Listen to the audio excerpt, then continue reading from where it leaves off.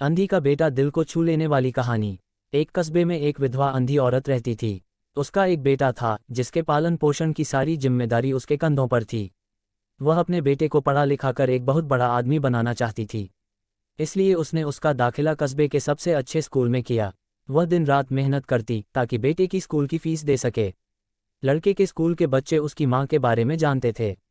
वे सब उसे अंधी का बेटा कहकर चिढ़ाते थे। लड़का इससे बहुत परेशान था। उसे अपनी माँ पर शर्म आने लगी थी। वह उसके साथ कहीं भी आने जाने से कतराने लगा था। जब लड़का बड़ा हुआ तो उसकी शहर में अच्छी नौकरी लग गई। उसने अपनी माँ से वादा किया कि शहर में मकान लेकर वह उसे लेने आएगा। लेकिन वह शहर गया तो फिर लौटकर वापस नहीं आया। उसकी अंधी माँ उसका इंतजार करती रह गई।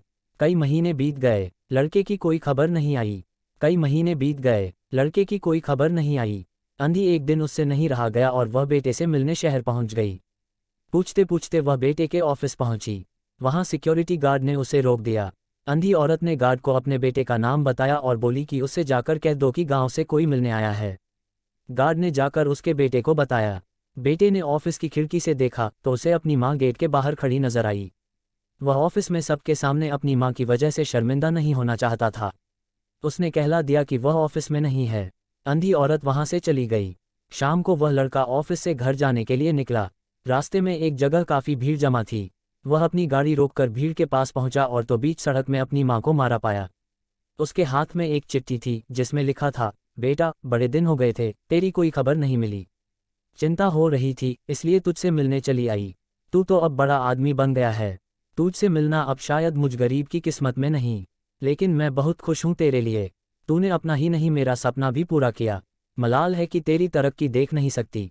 काश बचपन में तेरी आंखों में सरिया न घुसा होता और मुझे तुम्हें अपनी आंखें न देनी पड़ी होती तो तेरी तरक्की अपनी आंखों से देखकर सुकून से मरती। तेरी अंधी माएँ पढ़कर लड़का फूट फूट कर रोने लगा। जिस अंधी माँ पर उसे शर्म आती थी उसने उसके लिए कितना बड़ा बलिदान किया था। वह आत्मग्लानि से भर उठा और जिंदगी भर खुद को माफ नहीं कर पाया। सीख दोस्तों, माता पिता अपने बच्चों के लिए अपना सर्वस्व निछावर कर देते हैं। उनका हमेशा सम्मान करना चाहिए। दोस्तों, हमारी कहानी आपको अच्छी लगी हो तो शेयर कीजिए और कमेंट कीजिए। इसी तरह की कहानी सुनने के लिए आप हमारे चैनल पवित्र वॉइस को सब्सक्राइब कीजिए। धन्यवाद।